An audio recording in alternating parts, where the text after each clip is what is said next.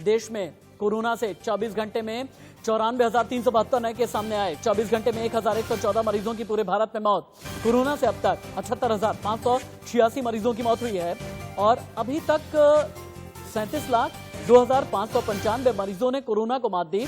47,54,356 पहुंची है एक्टिव मरीजों की तादाद। अभी की बड़ी खबर, दिल्ली में भी कोरोना का वार है।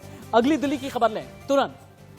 दिल्ली में एक बार फिर से कोरोना विस्फोट हो गया है। लगातार चौथे दिन दिल्ली में कोरोना के 4,321 नए केस सामने आए, जबकि एक दिन में 28 मरीजों की मौत हो गई है। दिल्ली में कुल मामले 2,14,000 के पार चले गए हैं। वहीं अब तक कोरोना से 4,715 लोगों की मौत हो गई है।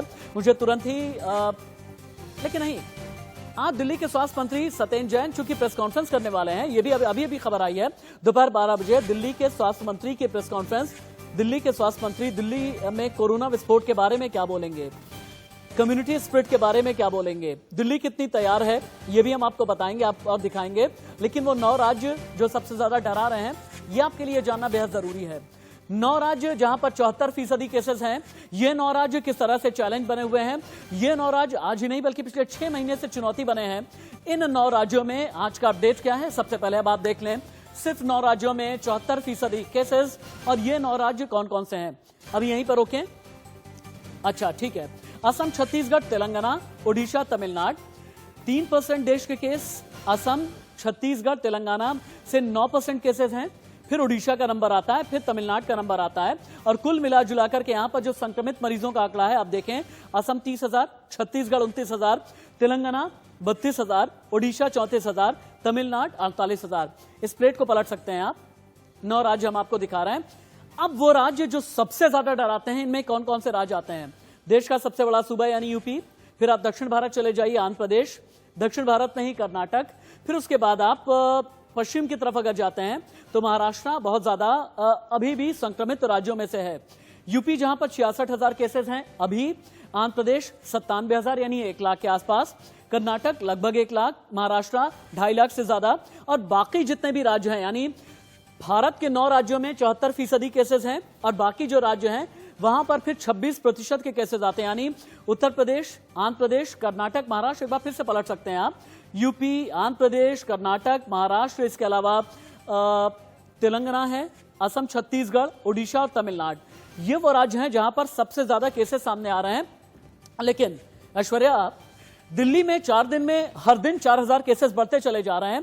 क्या दिल्ली में दोबारा से कोरोना विस्फोट हुआ है? अगर हुआ है तो फिर इसके पीछे की जिम्मेदार कौन है? हालांकि दिल्ली सरकार की तरफ से लगातार ये कहा जा रहा है कि जितने भी बेड हैं अभी भी बेड्स खाली हैं। दिल्ली में समझना मैं ये चाहूंगा, हालात काबू में हैं या फिर नहीं?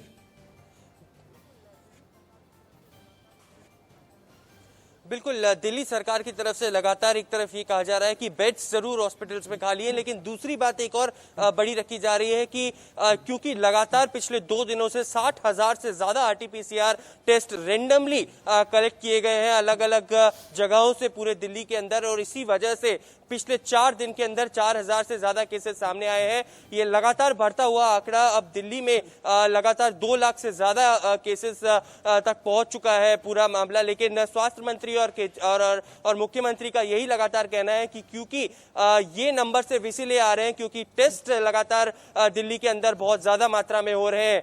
आने वाले कुछ दिनों के अंदर भी दिल्ली के अंदर सामान्य तरीके से इकोनॉमी को बढ़ाया जाएगा और भी चीजें और खोली जाएंगी। इस तरीके की बातें भी मुख्यमंत्री ने साफ तौर पर कही, लेकिन साफ तौर से डिनाई कर दिया कि कोरोना विस्फोट नाम की कोई चीज नहीं हुई है। बस ये ज्यादा टेस्टिंग के चक्कर में और कारण ज्यादा नंबर्स बाहर आ रहे हैं। ओके ठीक है ऐश्वर्या, चूंकि आपकी एक और रिपोर्ट है, ये भी मैं दिखाना चाहूंगा। फिलहाल के लिए आपका शुक्रिया।